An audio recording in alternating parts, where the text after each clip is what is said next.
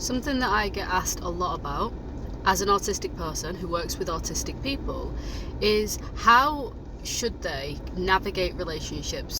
Like, there's a lot of information out there, like what is important and what is not important. And I'm going to keep this really simple.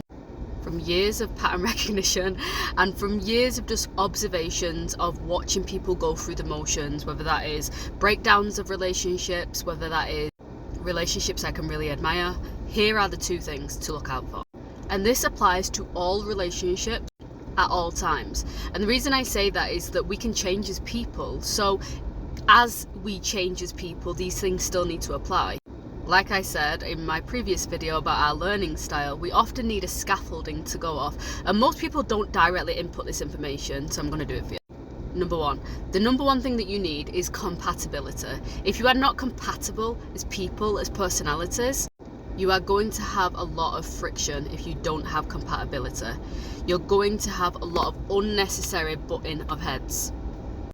And simply, this is not necessarily like you're good, I'm bad. It is often that you're very different people with very different worldviews, with very different moral codes, with very different work ethics.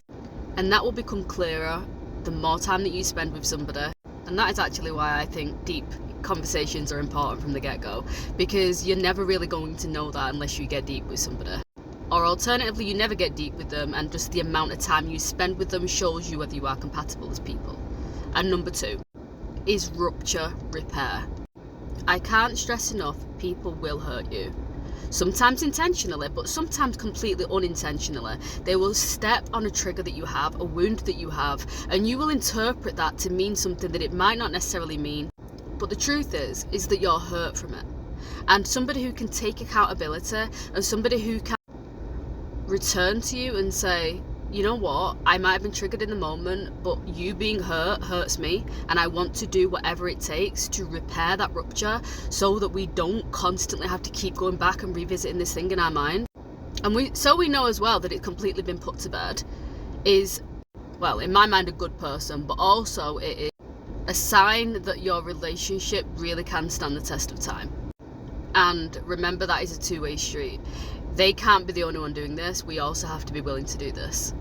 And I know what you're thinking. You're thinking, I know relationships that have been, together for a very long time, and they don't do any of those things. And what I would say is that is probably not a happy relationship. It's probably a very traditional relationship where they have maybe traditional values and they don't believe in separation, and that's absolutely fine if that works for them.